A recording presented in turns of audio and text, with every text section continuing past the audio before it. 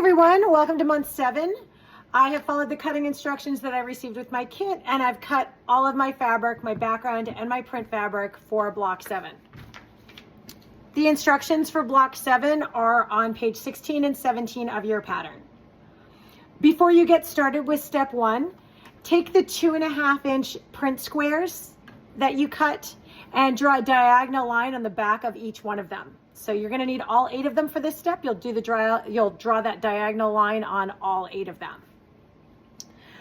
Now, the shape that we're going to make in step 1 is very similar to the shapes that we've made in our previous blocks. We're going to make this guy right here.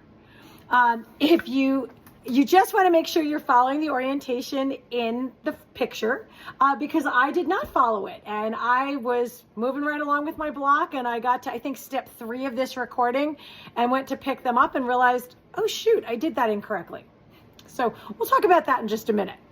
However, what you're going to do for step 1 is you're going to take your background fabric, your 4.5 by 2.5 inch rectangle, and one of your 2.5 inch squares, and you're going to line it up following the orientation in the book. Okay, so this time, I think in the previous months it was twisted, but this time we're going to line it up like this, as it says in the book. We're going to sew 1 needle width just to the outside of that diagonal line, and you're going to do that 4 times, 1 for each of your prints to your background fabric. So this is one that's completed. And once you have this completed, you're going to trim off that excess triangle. And you can do that by putting your 1/4 inch of your ruler right on that sew line. And then trim off that excess right here. You're then going to press to the dark. Okay, so I have one of those right here as well.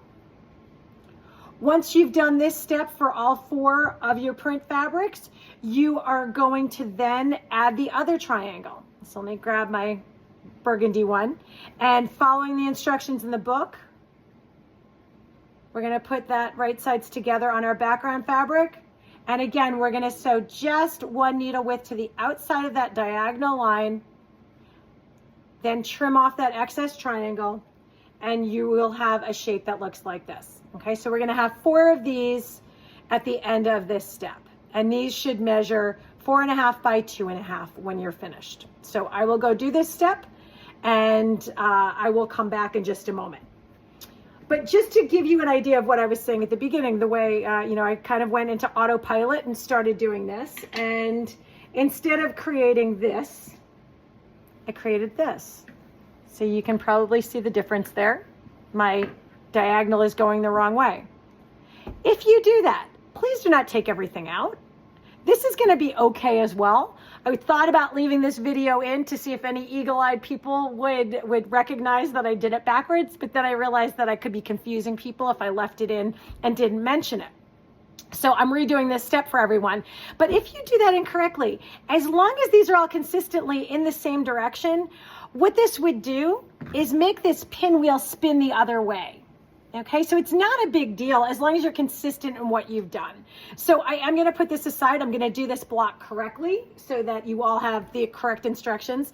But every mistake doesn't need to be taken out. Sometimes a mistake can just be, and nobody would ever notice it if I hadn't created a video and pointed it out. So I'm going to go on. I'm going to sew these pieces, and then we will move on to step 2. Okay, we've got step 2 completed right here. Here are my flying geese blocks. We do need to trim these down once they're completed, and they need to be trimmed to 4.5 by 2.5. So when you're trimming something that has a point, and we want to make sure we don't lose that point when we sew this block together, what I usually do is I put my 1/4 inch, hopefully you can see that, I put the 1/4 inch tick line of my ruler right at that point. Because when I sew my 1/4 inch seam, that's where I want it to hit. Okay, so I'm just going to line this up, straighten it out kind of with my bottom edge here. And we'll put that on a 1/4 inch. Make sure I'm at 2.5 inches down here. And I'm going to trim. I'm going to flip this around and just clean up those edges. I'm going to put this on the 2.5 line. And yes, I'm on the 2.5 line. And trim that off. Next, looking at the 4.5, what I want to do is, again, kind of split the difference here. So if this is supposed to be 4.5 this direction, my point should hit around 2 1/4. So if I put my 2 1/4 inch tick mark right at the point of my triangle, I can trim off this side and then flip it around and line up my 4.5. Just move this up a little bit crooked under my ruler. Okay. Okay, and now my flying geese block is trimmed to 4.5 by 2.5. So you want to do that for each one of them. I'm going to go ahead and do that, and then we'll move on to the next step. Okay, all of my flying geese blocks are trimmed to 4.5 by 2.5, and we can now move on to step 3. So you can see now I have the correct orientation of my unit B's here. And now we're going to put together our unit B's and our unit C's.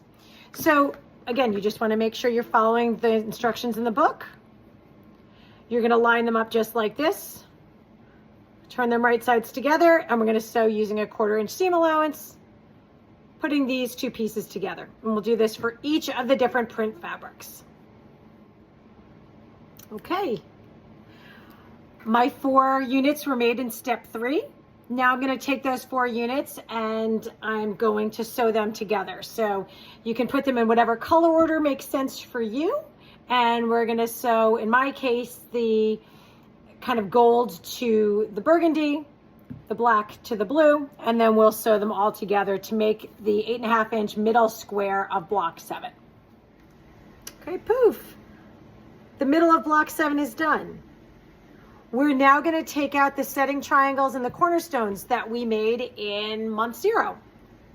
And we're going to add those triangles that we cut from our 5 1/4 inch square to each of the points of these fancy flying geese. And following the instructions on page 29 in your pattern, we're going to assemble these units, then sew the rows together and create our block. And poof, our block is done. This is block 7, completed. Don't forget to do your flying geese block. If you are using the paper piecing method, the instructions are included on that paper piecing template. Or if you're following the block instructions within the book for the flying geese, you can find those instructions on page 30 and 31. Thanks everyone. Have a great day.